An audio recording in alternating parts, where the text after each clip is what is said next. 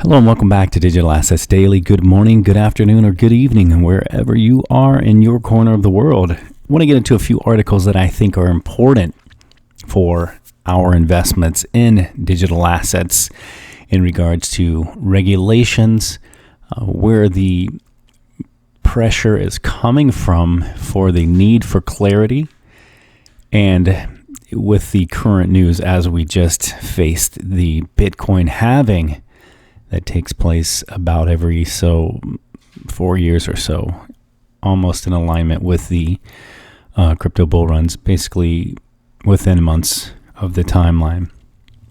All right, let's get right into the articles. Need for clear crypto regulations in the U.S.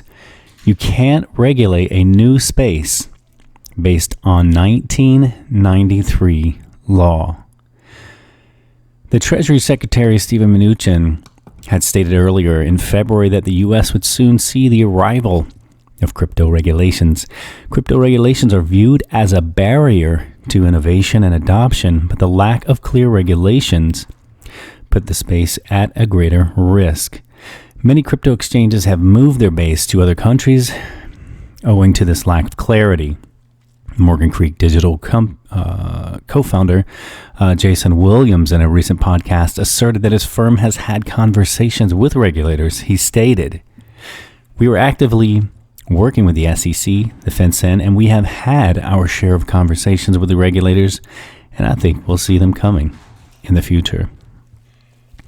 And this thought brings to mind the basic conversation that Brad Garlinghouse, CEO of Ripple, states quite often: we need more regulatory clarity. And they are, from day one, working directly with the SEC and FinCEN. Even their executives are from this industry.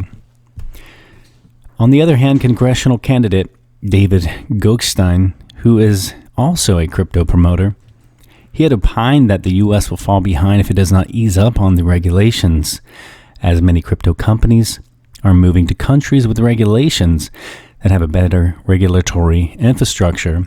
You can't regulate a new space based on 1993 laws, he had noted. And additionally, a recent report that was released by the Federal Reserve Bank of Dallas had also opined that clear regulatory measures could be better for the price of cryptocurrencies. Central bank digital currency, CBDC, is a hot topic in the crypto space at the moment. Several countries have joined the race, with China leading the pack. A major concern here is that, what's going on? What if all the financial regulators had, along with the central banks, decided to release their CBDCs and ban other crypto coins? They will serve the purpose of releasing a stable coin, as well as have their control over monetary policies undisturbed. And responding to this, Williams stated, the U.S. dollar has a lot of enemies coming at it that they didn't traditionally have historically. You've got economic shots coming from China, the Middle East, and Russia. So I think regulators are going to try to do what they can to control the space. However, they will end up participating in this crypto revolution. And again, coming back in and out of this article where they're stating, basically, what if they decide to release their own CBDCs and ban other crypto coins? The two best bridging assets of all cryptocurrencies, again, are still connected to Ripple and Stellar, with XRP and XLM, with their ability, capability, scalability, their technology, and nothing is better. So even if they did create their own CBDCs, for example, we know, let's just use the ones that are obvious, like NIM. It is the CBDC for the Central Bank of Lithuania. It's the CBDC for the Central Bank of Venezuela, stated, and I've directly spoken to them personally. So it's not a what if or a hypothetical, it is a direct fact. So we know that NIM is working as a central bank digital currency currently. And again, we know that Iran has a gold-backed digital currency, and it's on Stellar. We know Stronghold is a USD-backed digital asset on Stellar. So, I mean, the options continue on and on and on, but there's still no better bridge asset than Ripple's XRP for the cross-border, at least in wholesale, and Stellar's XLM for the retail. So no matter what, if they did ban all of them and create their own stablecoins, again, Ripple and Stellar would only be more valuable. Going to get into the next article. Binance CEO says the U.S. needs to reset its crypto regulations. And meanwhile, the exchange saw volume last night that rivaled peak bubble. Changpeng Zhao says, or also known as CZ Binance.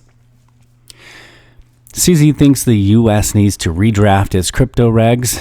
And he also said Binance just surpassed 11 billion with a capital B trades per day. And regarding the delisting of BSV, it was a tricky decision, CZ said. My personal experience with BSV was very interesting. I wasn't paying attention, as obviously, of course, I held a little bit of the Bitcoin and the Bitcoin Cash. And then when the fork happened, and we got BSV, I actually received it through Coinbase.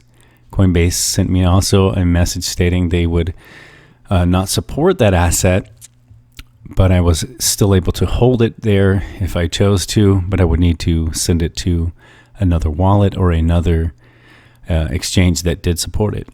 So I sent that to Binance. This was last year, I guess, when it first split, and BSV was a major, or not major, but a new player in the game. But the interesting thing was, once I had it on the Binance, then I received a message that Binance was going to shortly after, delist it.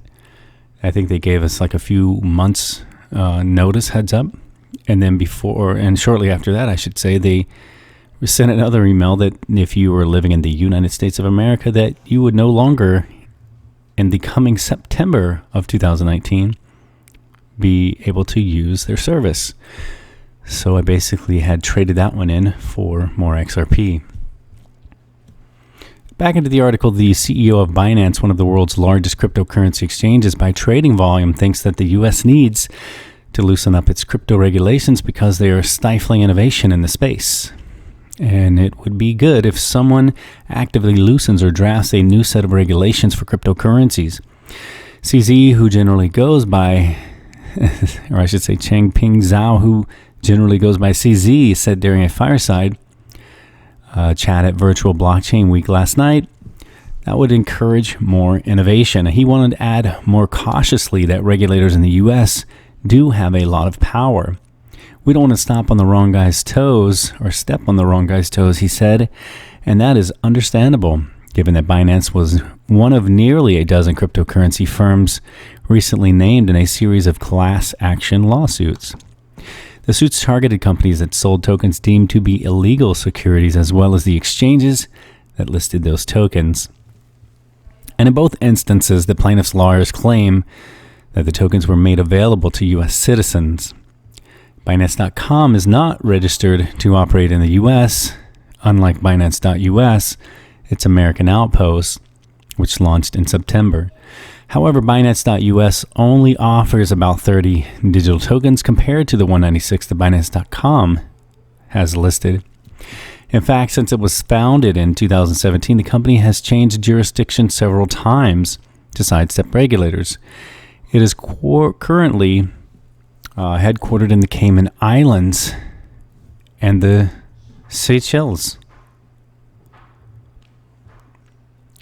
And if I'm not mistaken, when I first started my account with Binance, I believe they were in China and then moved to Japan. Then they moved to Malta, and now it seems they're in the Cayman Islands. So they're kind of bouncing around. So you can see why I wanted to share this information today. As investors are getting frustrated at the price of the digital assets and why they're not going up, because we see them getting used. We see the use case built. We know the time that we were looking for is perfect timing right now. We're at the perfect storm for these to be the golden child and save the financial system.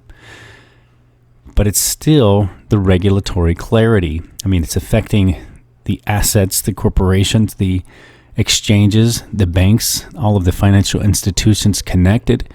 I mean, your regular bank, your central banks, your Federal Reserve, your IMF, your Bank for International Settlement, and on, etc. So believe me, as frustrated as an investor may be at this time, so are everyone else as frustrated, because believe me, they're going to make much, much higher volume of ROI than we could probably dream of, to be honest. But again, be patient. Still early. 2021 is the next cycled bull run, and I believe in my research that I've shared on this video, if you follow this channel, we've seen all the way back to 2015 that the time for the event is for 2020. And as all of the executives stated at Ripple, 2020 will be the year of digital assets. So CZ said Binance has handed the issue of the class action lawsuit over to its lawyers, who advised him not to comment. But still, he said, we do live in a free world, and in that sense, everybody can sue anybody else. The problem with lawsuits is that they can still taint your business, he added. And suddenly everyone is worried about you, he said. So during the chat, CZ also said that in the early days of the business in January 2018, when Bitcoin was coming off of its all-time peak of 20,000 USD, there were days when Binance was handling 11 billion trades per day. Last night we were back at that volume, he said. In the middle of the screen, there's a tweet discussing what we are discussing now.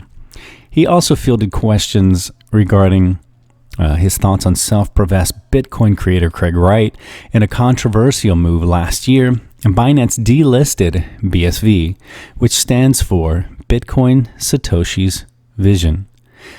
It's a Bitcoin fork promoted by Craig Wright. The delisting of BSV was a tricky decision, he said, but given that Wright was so heavily associated with the coin, he felt it was better to take it off the exchange.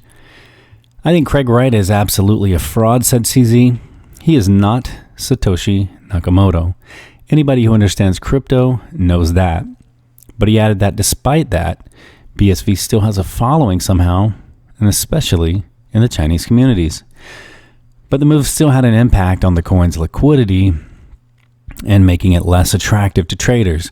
What is interesting, after we did a listed, some of the other exchanges feel that there is no other liquidity.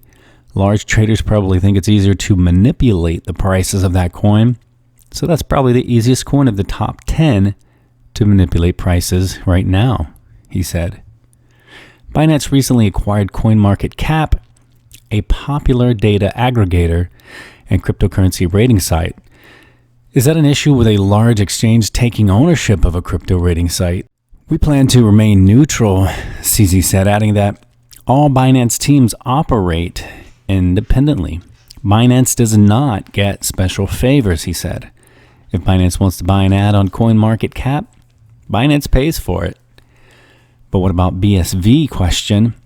Any plans to remove that coin from CoinMarketCap? Question mark. No, said CZ, not just yet. That brought some hesitation from the host, who asked, what do you mean, not just yet? Question mark. Nothing is permanent, said CZ. Anything can change at any minute. And that's the end of the article, but I want to go back in with some thoughts to share. If you look at saying nothing is permanent and anything can change at any moment, at the very beginning of Ripple, they were focused on, stated becoming the global reserve currency. But now currently they are focusing on institutional bridging, being an institutional bridge asset. Focus on enterprise, and they're focused on, like wholesale. And then if you go even into, for example, Stellar, They were focused, even their website said currency, currency, currency everywhere. And now they've just recently updated it, and it is now sort of the retail bridge asset. And they're tokenizing literally the planet. You have, for example, what is it? I believe it's Wirex just came out with 26 new stable coins on Stellar. And then you have Smartlands, who's literally tokenizing real estate and everything imaginable on Stellar. So again, you can see, as CZ states, that nothing is permanent and anything can change at any minute. And that is why I constantly try to share as much information as I can on this channel from a non-biased perspective. Obviously, I have my favorites. I've discussed those. There's no surprise and nothing hitting there. But again, I try to, share thoughts and opinion as based on the fact, not so much overhyping anything or, trying to push a specific coin the way salesman would, because I don't work for the company. I benefit nothing. I can only share the content. So that's kind of the perspective I have here, is sharing you the information, knowing that you're smart enough to understand the content we share here is helping our investment. On the next article, I couldn't help and I couldn't resist. I've never seen anyone that bearish on Bitcoin, especially being a trader. Headline states that Bitcoin BTC price predicted to collapse to 1760 or 1,760 USD before a major rally. I'm not even sure what I think of that. I currently own no Bitcoin, to be transparent. But that would be very interesting. I mean, you're literally taking like a, 80, 90% drop on that. That's extremely bearish. Not too interested to really get into the story. Just wanted to share the headline, as that would be pretty interesting to see if it did happen. I want to finish off this video with a final thought. I will win, maybe not immediately, but absolutely and definitely. This is not financial advice. It's for entertainment purposes only. We'll catch you in the next one.